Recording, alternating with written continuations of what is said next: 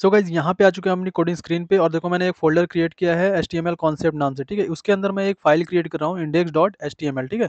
अब उसके अंदर गाइज़ देखो मैं एक बेसिक सिंटैक्स एचटीएमएल सिंटैक्स लिखूँगा जिसको कि डॉक टाइप एचटीएमएल है और एचटीएमएल ओपनिंग और क्लोजिंग टैग उसके अंदर देखो हेड टैग मैंने दे दिया और हेड के बाद टाइटल टैग आता है वो भी मैंने यहाँ पे लिख दिया। तो ये गाइज़ देखो बेसिक टैग है जो एचटीएमएल के, ठीक है? और इसके अंदर मैंने लिख दिया एचटीएमएल कॉन्सेप्ट लर्निंग, ठीक है? इतना लिखने के बाद गाइस देखो मैं हेड के नीचे अब बॉडी टैग डिफाइन करूंगा। बॉडी टैग डिफाइन करने के अंदर के बाद फिर मैं क्या करूंगा h2 टैग लिखूंगा और इसमें मैं ये लिख दे रहा हूँ कि html 10 टैग्स, ठीक है? ये बेसिकली वही टैग्स 10 टैग्स है जो कि हम आज पढ़ने वाले हैं, ठीक है? तो इतना करने के बाद मैं इस फाइल के पाथ को कॉपी करता हूँ, ठीक है? फाइल सेव भी कर देता हूँ और ब्राउज़र पे जा करके इसको पेस्ट करता हूँ और इसको एंटर करता हूँ, ठीक है? देखो यहाँ पे html 10 टैग्स जो हमारा लिखा हुआ था वो यहाँ पे शो होने लगा, ठीक है? ये अब देखो गाइस जो पहला टैग है ना वो जो मैं आपको दिखाने वाला हूँ वो है डिटेल्स नाम का, ठीक है? अब देखो डिटेल्स नाम का जो टैग है उसके अंदर एक समरी नाम का टैग आता है जिसमें कि हम लोग उसका टेक्स्ट लिख देते हैं क्लिक हियर, ठीक है? अब उस समरी के नीचे जो होता है वो पैराग्राफ नाम का टेक्स्ट आता है, सॉरी टैग आता है जिसमें हम लोग लिखते हैं this is a hidden content, ठीक है? सो गाइस देखो अभी आप लोग ध्यान से देखना ये जो डिटेल्स टैग है ये हमने लिख दिया। उसके बाद देखो समरी उसके अंदर और उसके बाद पैराग्राफ और वो डिटेल्स टैग क्लोज कर दिया, ठीक है? अब देखो यहाँ पे मैं रिफ्रेश करता हूँ तो रिफ्रेश करने के बाद देखो मेरा जो समरी में लिखा था क्लिक हियर वो यहाँ पे आ गया है ना। और उसके बाद जब भी इसको एक्सपेंड करेंगे तो हमारा देखो जो दिस इज हिडन कंटेंट था जो मैंने टेक्स्ट लिखा था वो यहाँ पे आ गया, ठीक है? अब आपको फीचर पता चला कि क्या फीचर ये प्रोवाइड कर रहा है। ये जो है एक्सपेंड और कोलैप्स का फीचर प्रोवाइड कर रहा है बेसिकली, ठीक है? तो गाइस इसका एग्जांपल अगर मैं आपको दूँ तो जैसे आपके पास मान के चलो बहुत बड़ा पैराग्राफ है, ठीक है? तो बहुत बड़ा पैराग्राफ है तो आप उसमें ये चाहते हो कि हमारा जो है कुछ टेक्स्ट तो दिखे, ठीक है? जैसे मान के चलो कि फर्स्ट लाइन वाला जो आपका पैराग्राफ है टेक्स्ट का वो आपका दिखे लेकिन जो और कंटेंट है वो हिडन हो जाए और मैं एक वहाँ पे सी मोर का बटन दे दूँ उसके बाद एक लाइन के बाद और जब भी उस पे यूज़र क्लिक करे तो वो पूरा टेक्स्ट खुल करके आ जाए, ठीक है? तो देखो वो जो फंक्शनैलिटी है वो इस वाले डिटेल्स टैग के साथ आप जो है कि अचीव कर सकते हो, ठीक है? ये आपने देखे होंगे कई सारे सोशल मीडिया साइट वगैरह पे भी है ना, जो आप आर्टिकल वगैरह पढ़ते हो तो आर्टिकल में भी आपका नहीं होता है कि आपको एक लाइन तो उन्होंने मेन पॉइंट है जो वो लिख दिया, ठीक है? लेकिन उन्होंने फिर उसके बाद जो अगर टेक्स्ट बड़ा हो रहा है तो उन्होंने सी मोर का ऑप्शन लगा दिया जहाँ पे आप क्लिक करते हो तो वो सारा टेक्स्ट आपको सारा पैराग्राफ का टेक्स्ट आपको वहाँ पे दिख जाता है, ठीक है? तो देखो कितना है ना कितना ईज़ी एक टैग से सोचो हम लोग इसको एक्सपेंड और कोलैप्स का जो फंक्शनैलिटी बना पा रहे हैं, ठीक है? और मे बी कि अगर आप इसको दूसरे लैंग्वेज से बनाते तो आपको जो है कि ज़्यादा अ, मेहनत करना पड़ता और जो भी थोड़ा बहुत वो क्या होता है कॉम्प्लिकेटेड भी होता है। तो डिटेल्स टैग के थ्रू इसको हम लोग आसानी से कर पा रहे हैं, ठीक? उसके बाद गाइस जो नेक्स्ट हमारा ये है ना टैग, देखो पहले मैं यहाँ पे डिव लिख लेता हूँ कि जो हमारा वेब पेज पे जो भी मैं यहाँ पे आपको फीचर दिखा रहा हूँ टैग वाला वो 1 बाय 1 आपका नीचे-नीचे आए, है ना? उसके बाद ना आ जाए। मतलब हॉरिज़ॉन्टल में दिखे, ठीक है? तो देखो एक पी टैग मैंने लिया, पी टैग में लिख रहा हूँ कि दिस इज़ एन अ, उसके बाद देखो मार्क नाम का एक टैग है जिसको मैं के अंदर मैंने इसको इम्पोर्टेंट डाल दिया, ठीक है? अब देखो गाइस मार्क नाम का जो टैग है ना वो क्या काम करता है कि जैसे मान के चलो आपके पास एक पैराग्राफ है और पैराग्राफ में आप क्या कर लिए हो कि आपके पास कुछ-कुछ ऐसे वर्ड हैं जिसको कि आपको हाइलाइट करना है, ठीक है? तो आप उस व वर्ड के अगल-बगल में जैसे हमने यहाँ पे इम्पोर्टेंट के पहले और बाद में मार्क टैग ओपन और क्लोज़ किया है, उसी तरीके से आप वहाँ पैराग्राफ में जो भी आपके जो इम्पोर्टेंट वर्ड है ना उसके उसमें आप मार्क लगा दो, ठीक है? तो होगा ये कि वो आपका उस टेक्स्ट को क्या कर देगा हाइलाइट कर देगा, ठीक है? अब देखो जैसे कि हम ब्राउज़र पे चलते हैं तो आपको खुद ही पता चल जाएगा। देखो मार्क टैग है, इसी तरीके से वो होता है, ठीक है? अब देखो यहाँ पे रिफ्रेश करो, देखो दिस इज़ एन इम्पोर्टेंट तो इम्पोर्टेंट के जो बैकग्राउंड है वो क्या हो गया? येलो हो गया मतलब वो हाइलाइट हो।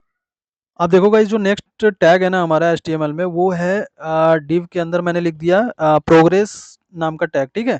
तो जो प्रोग्रेस नाम का टैग है उसमें देखो 2 एट्रीब्यूट हम लोग पास कर रहे हैं। पहला क्या है वैल्यू जिसमें मैंने 70 डाल दिया और दूसरा क्या है मैक्स, ठीक है? जिसमें मैंने 100 डाल दिया। तो अब देखो ये प्रोग्रेस इतना करने के बाद तो अब हम इसको चलते हैं ब्राउज़र में रन करते हैं, देखते हैं कि क्या रिज़ल्ट आता है। देखो ये जो आपका है क्या कर दिया प्रोग्रेस बार बना के दे दिया, है ना? तो कितना देखो कितना सिंपल है ना। और इसी चीज़ को आप अगर कस्टम करते या किसी दूसरे लैंग्वेज के थ्रू करते तो मे बी है कि आपको ज़्यादा नंबर ऑफ लाइन का कोड लिखना पड़ता और जो कि बहुत टाइम टेकिंग भी होता है, ठीक है। लेकिन यहाँ पे HTML टैग के थ्रू जो प्रोग्रेस नाम का टैग है उसके थ्रू हम जो है कि ईजिली इसको क्रिएट कर पा रहे हैं, ठीक है। इतना बात आपको समझ में आ गया। अब देखो यहाँ पे मैं हम इसका वैल्यू चेंज करके देखते हैं, ठीक है। जैसे 20 मैंने दे दिया तो देखो अब यहाँ पे इसका देखो जो नंबर ऑफ परसेंटेज है प्रोग्रेस बार का वो कम हो गया, ठीक है। तो है ना कितना एकदम अमेजिंग टाइप का फीचर HTML में प्रोग्रेस, ठीक है। तो इतना करने के बाद अब देखो एक चीज़ मैं आपको और इसका मेन पॉइंट बता देता हूँ कि हम परसेंटेज, ठीक है। अब ये जो 70% लिखा है उसको आप लोग कैलकुलेट कैसे करोगे, ठीक है। मान के चलो कल को आपको किसी प्रोजेक्ट में ये ज़रूरत पड़ जाए और रियल टाइम डेटा की ज़रूरत पड़ जाए कि वैल्यू में जो आपने 70 दिया है उसको आपको अ, हर मिनट पे या हर सेकंड पे हर मिली सेकंड पे उसको अपडेट कराना है, तभी वो आपका प्रोग्रेस बार जो है कि आगे बढ़ेगा, ठीक है। तो ये ज़रूरत पड़ सकती है, तो इसको कैलकुलेट कैसे करेंगे वो मैं आपको दिखा दे रहा हूँ। जैसे कि देखो इसको हाउ टू कैलकुलेट करने के लिए वैल्यू अ, होगा वैल्यू डिवाइड बाई 100, सॉरी 100 नहीं, मैक्स, उसका जो मैक्स नाम का एट्रीब्यूट है वो, ठीक है। अब आप वो देख लेना कि इसका जो मैक्स और जो वैल्यू नाम का जो एट्रीब्यूट है उसको आप कैसे गेट करते हो और कैसे इसमें वैल्यू सेट करते हो, तभी वो प्रोग्रेस बार आपका बढ़ता जाएगा, ठीक है। तो ये सिंपली आपको पता चल गया। इसका जो फॉर्मूला यही है वैल्यू डिवाइड बाई मैक्स, ठीक है, is equal to total percentage. तो ये परसेंटेज आपको अगर आप इस वैल्यू को बढ़ाते चले जा रहे हो तो वो आपका प्रोग्रेस बार बढ़ता चला जाएगा, ठीक है। अभी हम चल के इसको फिर ब्राउज़र पे भी देखते हैं, एक ब्राउज़र पे देखते हैं इसको। देखो यहाँ पे ब्राउज़र पे आ गया वैल्यू डिवाइड बाई मैक्स, और इसको अभी फ़िलहाल के लिए मैं हटा देता हूँ क्योंकि ये बताने वाला पार्ट था नहीं, पर मैंने सोचा आपको हो सकता है ज़रूरत पड़ जाए, तो इसलिए मैंने आपको यहाँ पे बता दिया, ठीक है। अब देखो गाइस जो नेक्स्ट हमारा HTML टैग है वो मैं आपको बताने वाला हूँ, वो है हमारा मीटर, ठीक है। तो यहाँ पे देखो मीटर नाम से मैंने ऐसे टैग बना दिया और इस मीटर में मैं एक एट्रीब्यूट पास कर दे रहा हूँ जैसे कि वैल्यू, है ना। वैल्यू में देखो 0.6 मैंने ले लिया और उसके बाद यहाँ पे मैं इसको 60% कर देता हूँ, ठीक है। अब इतना करने के बाद मैं सेव करता हूँ और मैं आपको आउटपुट दिखाता हूँ ब्राउज़र पे, देखो, है ना? एकदम जैसे मैंने प्रोग्रेस के लिए हमारा आउटपुट आ रहा था, उसी तरीके से यहाँ पे मीटर के लिए भी आ रहा है, ठीक है? तो अभी मैं इसके बाद आपको इसका डिफ़रेंस भी बताऊँगा, लेकिन पहले आप देखो कि मैं क्या कर रहा हूँ, है ना? जैसे मान के चलो यहाँ पे मैंने 0.2 इसका वैल्यू रख दिया। अब देखो ये क्या होगा, प्रोग्रेस बार इसका कम कर देगा, घटा के हमें दिखाएगा, ठीक है? तो इतना बात आपको समझ में आ गया। और उसके बाद देखो यहाँ पे इसके बाद देखो मीटर में ना कुछ और एट्रीब्यूट होते हैं जो मैं आपको दिखाता हूँ, है ना? कि कैसे हम लोग और एट्रीब्यूट के साथ इसको जो है कि चेंज कर सकते हैं। तो देखो यहाँ वैल्यू में मैंने क्या कर दिया, अभी 60 रख दिया, ठीक है। अब देखो एक एट्रीब्यूट होता है मीटर में मिन नाम से, जिसमें कि मैंने 0 पास कर दिया। एक मैक्स नाम से होता है जिसमें मैंने 100 पास कर दिया, और एक लो नाम से होता है जिसमें मैंने 30 पास कर दिया। फिर एक हाई भी होता है, हाई में मैंने जो है कि 80% पास कर दिया, और ऑप्टिमम एक होता है जिसमें मैंने 100% पास कर दिया, ठीक है। तो गाइस इतने सारे एट्रीब्यूट देख करके आप सोच रहे होगे कि इसका क्या यूज़ है मीटर में, है ना? और तो मैं आपको इसका यूज़ बता देता हूँ यूज़, कि जैसे देखो वैल्यू जो आपने अभी लिखा था वो तो आपको पता ही है कि इसकी वैल्यू की जो नंबर घटाने और बढ़ाने पे हमारा वो प्रोग्रेस बार मतलब कम होता है या ज़्यादा होता है ना? उसके बाद देखो हमारा जो मिनिमम है, मिनिमम क्या है, 0 है, ठीक है? तो हमें कहाँ से प्रोग्रेस बार स्टार्ट करना है, वो 0 यहाँ से दे दिया, 0 से स्टार्ट करना है, और कहाँ तक करना है वो मैक्सिमम हमने 100 तक दे दिया, ठीक है? उसके बाद देखो लो है, लो नाम का जो एट्रीब्यूट है उसमें मैंने 30 दिया है, हाई नाम के एट्रीब्यूट में 80 दिया है, और ऑप्टिमम में 100 दिया है। तो गाइज़ ये तीनों जो एट्रीब्यूट है ना, लो, हाई और ऑप्टिमम, इसको ध्यान से देखना मैं क्या बता रहा हूँ। ध्यान से सॉरी सुनना। तो देखो लो जो 30 दिया है ना, लो में 30 दिया है, उसका ये यूज़ है कि जैसे हमने एक क्राइटेरिया सेट कर दिया कि अगर 30 से नीचे होगा, तो हमारा जो है वो प्रोग्रेस बार में रेड शो करेगा। रेड मतलब कलर में वो प्रोग्रेस शो करेगा, ठीक है? जैसे मान के चलो एक एग्ज़ाम्पल देता हूँ मैं आपको, अपने मोबाइल की जो बैटरी जो दिखाती है जहाँ पे, वो आपने देखा होगा। तो जैसे मेरे मोबाइल का क्राइटेरिया है कि अगर 20% से लेस जाता है तो वो क्या होता है वहाँ पे रेड कलर का शो करने लगता है, ठीक है? और जब 80% से ज़्यादा जाता है तब वो वहाँ पे ग्रीन शो करने लगता है, ठीक है? तो इस तरीके से इसमें कलर डिवाइड है कि अगर 30% से लेस जाएगा तो रेड दिखेगा, 30 टू 80 के बीच में 50% सॉरी हाँ, 30 टू 80 के बीच में आपका येलो दिखेगा और 80% से अबव जब रहेगा मतलब आपकी चार्जिंग जब 80% से अबव रहेगी तो आपको ग्रीन दिखेगा, ठीक है? तो देखो अ, ये कर दिया। अब इसके बाद देखो मैं रिफ्रेश करता हूँ, देखो ये मेरा क्या दिख रहा है अभी येलो दिख रहा है ना? आप देखो कि वैल्यू में अभी 60 है और देखो जैसे लो में 30 दिया है तो मैं 30 से ना इससे नीचे करके देखता हूँ, वैल्यू में 20 कर देता हूँ। देखो 20 किया और देखो यहाँ पे क्या हो गया मेरा रेड हो गया। तो अब आपको समझ में आ रहा होगा कि ये जो लो और हाई और ऑप्टिमम जो है हमारा क्या काम कर रहा है, ठीक है? तो उसके बाद देखो हाई में 80 है और मैं यहाँ पे वैल्यू में क्या दे रहा हूँ 60 दे रहा हूँ। तो अब देखो ये 30 टू 80 के बीच में वैल्यू है, ठीक है? तो ये क्या दे दिया येलो दे दिया। अब देखो मैं 80 से थोड़ा और बढ़ा के इसको देता हूँ 90 कर दे रहा हूँ वैल्यू में, ठीक है? अब जब मैंने 90 किया तो क्या हो गया यहाँ पे देखो ग्रीन हो गया, ठीक है? तो इतना बात आपको समझ में आ गया कि ये जो हमारा लो, हाई और ऑप्टिमम है ये हमारा क्या है, एक जैसे आप समझ लो कि कंडीशन बेस पे काम कर रहा है और हमें इसका जो है कि मीटर का जो प्रोग्रेस बार शो करने में हेल्प होता है ना? मतलब दिखाने में हेल्प करता है। अब उसके बाद गाइस देखो यहाँ पे आप सोचोगे प्रोग्रेस और मीटर बार में क्या डिफरेंस है हमारा, है ना? तो मैं आपको एक बार इसका डिफरेंस बता रहा हूँ कि जो प्रोग्रेस बार है वो हमारा जो है कैलकुलेटेड वैल्यू पे प्रोग्रेस बार शो करता है, ठीक है? मतलब जो करंट वैल्यू आप उसको बोल सकते हो कि रनिंग वैल्यू पे जो है कि हमारा प्रोग्रेस बार शो करता है, ठीक है? लेकिन मीटर जो है वो हमें ऑलरेडी उसकी वैल्यू पता रहती है, ठीक है? अब जैसे कि मैं आपको एग्जांपल दे रहा हूँ, जो प्रोग्रेस बार है वो हमारा कहाँ-कहाँ पे शो होगा, ठीक है? कहाँ-कहाँ पे हम उसको यूज़ कर सकते हैं। जैसे कि मान के चलो आपने फ़ाइल डाउनलोड का कोई प्रोग्राम बना रखा है, तो जब फ़ाइल डाउनलोड होता है तो वहाँ पे लिखा रहता है ना कि वहाँ पे प्रोग्रेस बार चलता रहता है ग्रीन कलर का कि आपका 10% हो चुका, फिर 20%, फिर 30%, फिर 40%। तो इस केस में क्या है कि जो हमारा वैल्यू है 10% हुआ कि 20% हुआ कि 30% हुआ, वो हमें एक्चुअली में पता नहीं रहता है। वो हमारा प्रोग्रेस बार के थ्रू जो है कि वो धीरे-धीरे, धीरे-धीरे मतलब मॉडिफ़ाई होता रहता है और प्रोग्रेस बार उस तरीके से अपडेट होता रहता है ना? आगे बढ़ता रहता है। और जैसे मान के चलो दूसरा जो एग्ज़ाम्पल है जैसे अपलोड प्रोग्रेस, ठीक है? अपलोड जब आप कोई फ़ाइल अपलोड कर रहे हो, ठीक है? तो जैसे मान के चलो आपका फ़ाइल जो है कि 500 एमबी का है या ज़्यादा 1 जीबी का है, तो उस केस पे भी आपको ये नहीं पता होता है कि आपका कितना गया हुआ है। तो उस टाइम पे आपको पूरा कैलकुलेशन करके फिर आपको प्रोग्रेस बार में शो कराना रहता है कि हाँ, आपका 10% जा चुका है या 20%, 30%, 40%। मतलब कहने का मतलब आप ये समझो कि प्रोग्रेस बार की जो वैल्यू है ना, वो अ, स्थिर नहीं है, वो चेंज होता जा रहा है, ठीक है? तभी जो है कि वो प्रोग्रेस करता जा रहा है और आगे बढ़ता जा रहा है, ठीक है? और एक और एग्ज़ाम्पल है जैसे प्रोग्रेस बार का कि लोडिंग बार, ठीक है? जब आप लोडर लगाते हो, उस टाइम पे भी आपका जो है कि वो प्रोग्रेस बार शो करता है, ठीक है? कि कितना कंप्लीट हुआ और कितना नहीं कंप्लीट हुआ। अब लेकिन जो मीटर है हमारा ना, मीटर वाला में अ, आपका जो है कि हमें वैल्यू वहाँ पे पता है, ठीक है? अब जैसे मान के चलो मोबाइल की बैटरी है, तो मोबाइल की बैटरी में जैसे मान के चलो बैटरी लेवल का जैसे 20% हो गया और 19% हो गया, तो 20% से लेस हुआ तो इसका मतलब कि वो उसको पता है कि 19% लेस हो गया है और 20% हमारा एक क्राइटेरिया है कि हमने ये बोला है कि अगर वो 20% से लेस दिखेगा, तो हमें क्या होगा रेड कलर का दिखेगा, है ना? अगर 20% से ऊपर जाता है तो ये येलो कलर का दिखेगा और 80% से ऊपर जाता है तो ये हमें क्या करेगा ग्रीन कलर का दिखेगा, ठीक है? तो ये हमारा मीटर में क्या होता है वैल्यू हमें एक्चुअल वैल्यू पता है लेकिन प्रोग्रेस बार में एक्चुअल वैल्यू हमें नहीं पता रहती है, ठीक है? और उसी तरीके से जो मीटर का जो यूज़ है जैसे डिस्क यूज़ेज़ वगैरह है ना? जैसे आपका कंप्यूटर में सी डिस्क डी ड्राइव और ये सब होता है ना? तो उसमें भी आप देखोगे कि आपको वैल्यू पता होती है तभी आप वहाँ पे कितना जीबी जो है कि आपका यूज़ हो चुका है वो उसमें दिखाता है, ठीक है?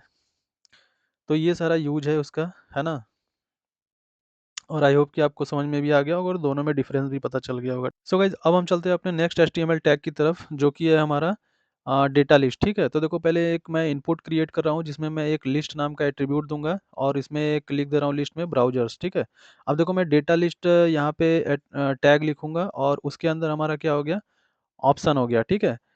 और ऑप्शन में मैं यहाँ पे वैल्यू पास कर दूँगा कि क्रोम और एक दूसरा सॉरी यहाँ पे भी मैं क्रोम रख देता हूँ और एक दूसरा ऑप्शन क्रिएट करूँगा और उसमें मैं एक दूसरा वैल्यू दे दे रहा हूँ फायरफॉक्स, ठीक है?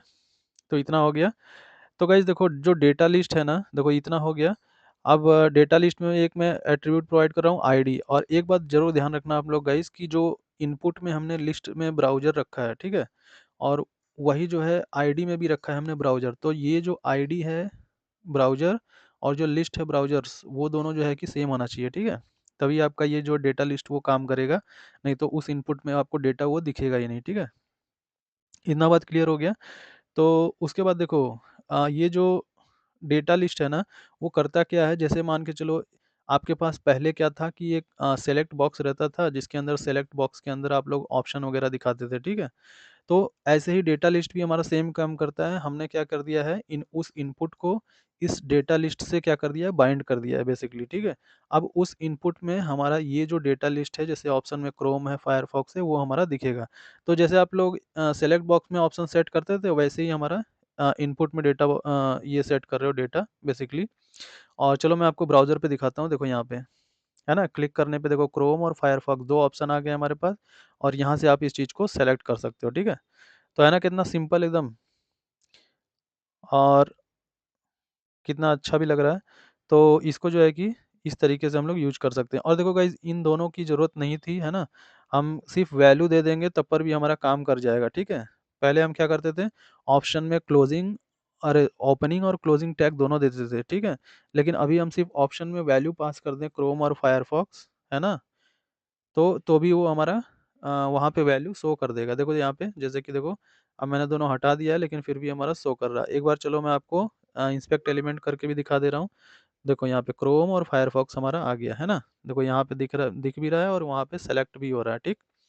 तो इतना बात आपको क्लियर हो गया ना गाइस? फिर उसके बाद देखो जो नेक्स्ट हमारा एचटीएमएल टैग हम देखने वाले हैं, वो है हमारा कौन-सा? आउटपुट नाम से, ठीक है? अब देखो आउटपुट एक ऐसा टैग है, अब देखो यहाँ पे जैसे आउटपुट लिया तो यहाँ पे क्या हो गया, रिजल्ट शो कर दिया, ठीक है? तो ये सिंपल टैग है गाइज, इसमें कोई इतना बड़ा चीज़ नहीं है ना? और हम देखो मैं आपको इसका एक एग्जांपल दिखाता हूँ। जैसे मैंने फॉर्म नाम का एक टैग लिया, उसमें इनपुट टाइप नंबर ले रहा हूँ और आईडी इज इक्वल टू ए दे दे रहा हूँ, ठीक है? अब देखो उसमें क्या कर रहा हूँ, फिर इनपुट में टाइप नंबर और ID is equal to B, इतना करके ना बेसिकली गाइज देखो मैं क्या कर रहा हूँ कि एक मैं 2 इनपुट बॉक्स ले रहा हूँ और इन दोनों इनपुट बॉक्स में मैं एक-एक नंबर लूँगा। जैसे मान के चलो, और कैलकुलेट मैं उसको करूँगा, मतलब प्लस कराऊँगा, ठीक है? और जो भी रिज़ल्ट आएगा मेरा उस आउटपुट वाले जो टैग है उसमें दिखाऊँगा आपको, ठीक है? तो मेरा सीधा-सीधा कहने का मतलब ये है कि जैसे आपके पास कोई कैलकुलेशन है ना? तो आप कैलकुलेट करके अगर उसका रिज़ल्ट कहीं पे दिखाना चाह रहे हो तो आउटपुट से बेटर टैग आपके पास नहीं है, ठीक है? तो आप आउटपुट का यूज़ करो, है ना? और उसमें आप लोग ये जो है कि अपना रिज़ल्ट शो करो। तो देखो इतना करने के बाद फिर मैं फॉर्म में क्या करूँगा, ऑन इनपुट नाम का एक एट्रीब्यूट लूँगा, है ना? ऑन इनपुट एक होता है, इवेंट होता है, और देखो आउटपुट में मैंने नेम नाम से एक नेम रख लिया जिसको कि मैं रिज़ल्ट दे देता हूँ, ठीक है?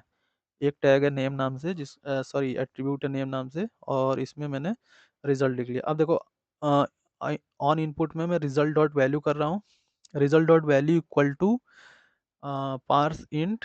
देखो यहाँ पे गाइस पार्सिंग करनी पड़ेगी, क्योंकि अगर अपने इनपुट टाइप में अगर इनपुट में जो है कि ना स्ट्रिंग दे दिया बाय चांस, तो वो जो है कि फेल हो जाएगा, वो कैलकुलेट नहीं होगा। इसीलिए मुझे पार्सिंग करके देखो ए डॉट वैल्यू और पार्स इंट करके बी डॉट वैल्यू यहाँ पे ये चीज़ देनी पड़ेगी, है ना? तो अब क्या हो रहा है, सिंपली देखो आप कि ए और बी को मैं प्लस कर रहा हूँ और रिजल्ट डॉट वैल्यू उसमें जो है कि शो करा रहा हूँ, है ना? अगर ये थोड़ा बहुत भी आप लोग जावास्क्रिप्ट जानते होंगे तो आप लोग को पता होगा कि क्या यहाँ पे काम कर रहा है, ठीक है? अब देखो एक 2 इनपुट है हमारे पास, 2 यहाँ पे, एक में 2 डाल दिया और एक में 4 डाल दिया, लेकिन हमारा देखो आउटपुट नहीं आया अभी, है ना? आउटपुट में कुछ ना कुछ तो आना चाहिए था। अच्छा ये देखो गड़बड़ी हो रखा है, इस आउटपुट को आपको फॉर्म के अंदर ही रखना है, ठीक है? जो हमने फॉर्म क्रिएट किया है उसके अंदर ही रखना है, नहीं तो वो आपका काम नहीं करेगा, ठीक? इतना करने के बाद मैं फिर से रिफ्रेश करता हूँ, देखो अब देखो वैल्यू आना स्टार्ट हो गया, तो 2 + 6 = 8 हो। नेक्स्ट जो एचटीएमएल टैग है हमारा ना, वो मैं आपको दिखाने वाला हूँ, जैसे कि एक पी टैग के अंदर आई एम लर्निंग। अब देखो ये जो टैग है गाइज, ये आपको कहाँ काम आता है कि जैसे माने आपने शॉर्ट फॉर्म लिखा है, ठीक है?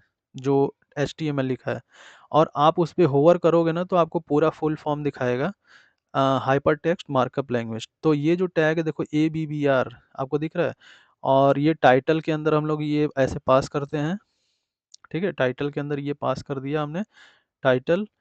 तो अब देखो इसका काम ये है कि जब आप इसको रिफ्रेश करके यहाँ पे एचटीएमएल पे होवर करोगे ना, एचटीएमएल पे देखो मैंने कर्सर लेके गया, देखो यहाँ पे क्या आ रहा है, उसका फुल नेम आ रहा है, हाइपरटेक्स्ट मार्कअप लैंग्वेज, ठीक है? तो ये आपका शो करने के लिए टाइटल उसका है ना, कोई भी आपने शॉर्ट फॉर्म दे रखा है जो कि यूज़र को नहीं समझ में आ रहा है, ठीक है? तो उस केस में क्या होगा कि यूज़र अगर उस पे होवर करता है उस टेक्स्ट पे, तो उसको फुल फॉर्म ठीक है? अब देखो नेक्स्ट जो हमारा एचटीएमएल टैग है गाइस, वो है टाइम, ठीक है? टाइम के अंदर देखो एक एट्रीब्यूट पास होता है डेट टाइम, ठीक है? और टाइम भी गाइस देखो जो ये है ना हमारा टैग, ये भी कॉमन है और लेकिन बहुत लोग जानते नहीं हैं, और ये लेकिन सिंपल है। अगर आपको कुछ भी जैसे टाइम वगैरह शो कराना हो ना, तो आप क्या करो, इस टाइम नाम के टैग का यूज़ करो, ठीक है? जैसे आपको सिस्टम से कोई डेट निकाल करके लेके आए, या प्रोजेक्ट में आप कुछ भी मतलब कुछ कर रहे हो ऐसे डायनामिकली कुछ लेकर के आए बैकएंड से, और आपको डेट दिखाना है, तो आप अगर एचटीएमएल का यूज़ करो तो उसमें टाइम टैग का यूज़ कर लो, आपको ये ज़्यादा अच्छा पड़ेगा, है ना? और अब देखो गाइस जो हमारा नेक्स्ट एचटीएमएल टैग है वो है पिक्चर, ठीक है? और पिक्चर के अंदर ही देखना मैंने एक सोर्स नाम का भी टैग दे रखा है, जिसमें मैंने मीडिया दे रखा है एट्रीब्यूट, और उस मीडिया एट्रीब्यूट में मैंने मैक्स विड्थ जो है 600 ले रखा है, ठीक है? और एक सीक्रेट नाम का एट्रीब्यूट है जिसमें मैंने इमेज का अपना नेम दे रखा है, ठीक है? अब देखो उसी सोर्स के नीचे मैंने जस्ट इमेज नाम का टैग दे रखा है, जिसमें मैंने एसआरसी में उस अपने इमेज के फाइल का नाम दे रखा है, ठीक है? और ये तो कॉमन टैग है बेसिकली गाइस, जिसमें कि मैंने ऑल्ट टैग दे रखा है, सॉरी ऑल्ट एट्रीब्यूट दे रखा है, और हाइट और विड्थ दे रखा है, ठीक है? तो इतना तो आपको पता ही है। और उसके बाद क्या है कि मैंने अपना पिक्चर टैग क्लोज कर रखा है, ठीक है? अब देखो ये पिक्चर टैग का यूज़ होता क्या है, पिक्चर टैग जब भी आप पिक्चर टैग के अंदर अपना आईएमजी नाम का टैग लेते हो, तो उससे होगा ये कि आपका जो इमेज है वो क्या होगा, रिस्पॉन्सिव होगा। रिस्पॉन्सिव इन द सेंस कि मतलब आपको सीएसएस लिख करके उसको रिस्पॉन्सिव करने की ज़रूरत नहीं रहेगी, है ना? जैसे आपने देखा होगा कि कोई भी आपने इमेज लगा दिया, तो उसको रिस्पॉन्सिव करने के लिए आपको बहुत ढेर सारा सीएसएस लिखना पड़ता है, लेकिन यहाँ पे ऐसा नहीं है, ठीक है? तो वो ऑटोमेटिक जो है आपके हर डिवाइस के लिए जो है कि वो रिस्पॉन्सिव बना देगा ऑटोमेटिक, ठीक है? तो ये ब्राउज़र पे, और देखो यहाँ पे मेरा इमेज शो हो रहा है, ठीक है? अब देखो मैं इसको इंस्पेक्ट करके आपको इसकी दिखा दे रहा हूँ कि कैसे हम इसको चेक करेंगे। तो आपको मोबाइल डिवाइस पे इसको खोल लेना है इमेज को, और आपका कोई भी विड्थ सेट करके आपको ये चेक कर लेना है कि ये आपका इमेज जो है कि कहीं कट नहीं रहा है, या कहीं से आपका जो है कि क्रॉस तो नहीं हो रहा है। तो इससे आपको पता चल जाएगा कि आपका ये जो है कि रिस्पॉन्सिव हुआ। अब देखो गाइस जो हमारा नेक्स्ट एचटीएमएल टैग है वो क्या है, फील्ड सेट, ठीक है? फील्ड सेट आई होप कि आप लोगों में से किसी को पता भी होगा, ये नहीं पता, लेकिन फील्ड सेट भी बहुत ही एक एचटीएमएल का इम्पोर्टेंट और बढ़िया टैग है, जिसके थ्रू हम क्या करते हैं, जो हम फॉर्म बनाते हैं ना अपने एचटीएमएल में, उस फॉर्म को हम लोग क्या कर सकते हैं, एक ग्रुपिंग कर सकते हैं, ठीक है? अब देखना कैसे मैं दिखाता हूँ आपको। जैसे पहले मैंने एक नेम ले लिया, एक फील्ड है ना, और उसके बाद उसमें इनपुट टाइप टेक्स्ट दे दिया, और ये आपका क्लोज कर दिया, ठीक है? अब देखो फील्ड सेट को मैंने यहाँ ओपन क्लोज कर दिया, और फील्ड सेट का जो सब कह सकते हैं टैग होता है, वो होता है लेजेंड, है ना? तो आप ये बात याद रखना कि फील्ड सेट जब भी आप लिख रहे हो तो लेजेंड जरूर लिखो, ठीक है? लेजेंड के अंदर आप जो है पर्सनल इन्फो दोगे, ठीक है? तो इतना करने के बाद गाइस देखो अब हम चलते हैं अपने ब्राउजर पे, इसको रन करते हैं। अब देखो ये जो पर्सनल इन्फो मैंने लिखा था ना लेजेंड में, वो देखो कितना बढ़िया से एक बाउंड्री वॉल क्रिएट कर दिया हमारे फॉर्म के चारों तरफ, ठीक है? तो इससे आपको जो है कि सेपरेट पता चल पा रहा है कि ये हमारा पर्सनल इन्फो का फॉर्म है। उसके बाद आप कोई दूसरा अगर फॉर्म क्रिएट करते हो अपने बिजनेस पर्पज से, तो वो आपका बिजनेस इन्फो हो जाएगा, है ना? तो इसके लिए देखो आपको कोई ज़्यादा सीएसएस लिखने की ज़रूरत नहीं पड़ रही है, लेकिन आपको एग्जैक्ट बहुत अच्छा सुंदर सा जो है कि डिज़ाइन आपको प्रोवाइड कर रहा है फील्ड सेट। तो ये फॉर्म ग्रुपिंग के लिए यूज होता है, ये बात भी आप लोग याद रखना, ठीक है? ध्यान रखना। तो इसके इतना करने के बाद गाइस देखो मैं जो है एक और फ़ील्ड लेकर के आपको दिखा दे रहा हूँ कि अगर हम लोग इसमें एक और फ़ील्ड डालते हैं जैसे ईमेल का, ठीक है? तो ये सॉरी इसको कट करके यहाँ पे मैं पेस्ट कर ले रहा हूँ अंदर, है ना? और पेस्ट करने के बाद फिर ये हमारा ईमेल इसको चेंज कर फिर से हम फॉर्म को रिफ्रेश करेंगे, और फिर से देखो हमारा क्या हुआ, नेम के साथ ईमेल भी आ गया। तो इसमें आप देखो जितना भी फ़ील्ड आप वहाँ बढ़ाते जाओगे उतना ही फॉर्म आपका फिर अच्छा सुंदर दिखने लगेगा, है ना? और इसके बाद इतना करने के बाद गाइज़ अब मैं आपको क्या करता हूँ, एक बार ना शुरू से हाइलाइट दिखा देता हूँ कि क्या-क्या हमने पढ़ा है। तो देखो, क्लिक हियर वाला जो हमने फीचर देखा है एचटीएमएल में टैग, वो कौन-सा टैग है? डिटेल टैग है, ठीक है? और उसके बाद देखो ये है इम्पोर्टेंट वाला कौन-सा है? मार्क टैग है, ठीक है? और उसके बाद देखो एक हमारा प्रोग्रेस बार है जिसका हमारा जो टैग है वो प्रोग्रेस है, ठीक है? उसके बाद जो नीचे वाला प्रोग्रेस बार है उसका क्या नाम है? उस टैग का क्या नाम है? मीटर है। उसके बाद जो उसके भी नीचे है ये आपका जो सेलेक्ट वाला है, उसका क्या नाम है? डेटा लिस्ट है, ठीक है? उस टैग का नाम डेटा लिस्ट है। उसके बाद जो उसके भी नीचे हम लोग कैलकुलेशन किए थे, इसका जो टैग का नाम है वो आउटपुट है, ठीक है? इसके बाद नीचे वाला जो हमने देखा था एचटीएमएल पे होवर करने पे फुल टेक्स्ट दिखाता था, इसका नाम क्या है? एबीबीआर। उसके बाद देखो यहाँ टाइम वाला हो गया, ठीक है? और उसके बाद फिर यहाँ पे हमारा जो पिक्चर दिख रहा है वो हमारा पिक्चर टैग हो गया, ठीक है? और उसके बाद हमारा जो है कि फ़ील्ड सेट हो गया और लेजेंड हो गया, ठीक है? तो ये हमारे जो है 10 एचटीएमएल के टैग्स है गाइस, जो कि बहुत ही इंपॉर्टेंट है, 10 टैग्स, है ना? अगर वीडियो आपको अच्छी लगे तो प्लीज़ वीडियो को लाइक कर देना और चैनल पे नए हो तो सब्सक्राइब कर लेना और बेल आइकन दबा लेना ताकि इस तरीके की वीडियो आपसे मिस ना हो। तो मिलते हैं नेक्स्ट वीडियो में इसी तरह यूज़फुल वीडियो के साथ। Thank you so much.